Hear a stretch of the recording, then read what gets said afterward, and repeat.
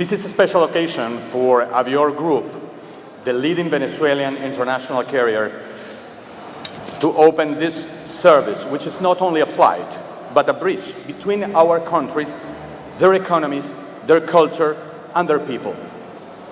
For more than 15 years, Avior Airlines has been serving the island, and now we are very happy to introduce new services from Maracaibo and Valencia, with our Boeing 737 and excellent schedules adapted to the needs of the customers of Kòrsou and Venezuela.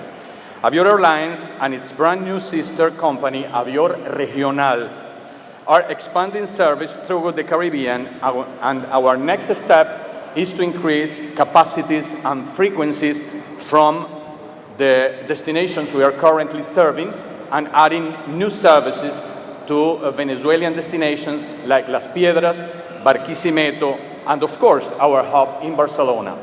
Queremos, na nome do governo de Kòrsou, no nome do interpueblo de Kòrsou, danke pela confiança na Avior Airlines, a começar com duas destinações na Nobo, Maracaibo e Valencia.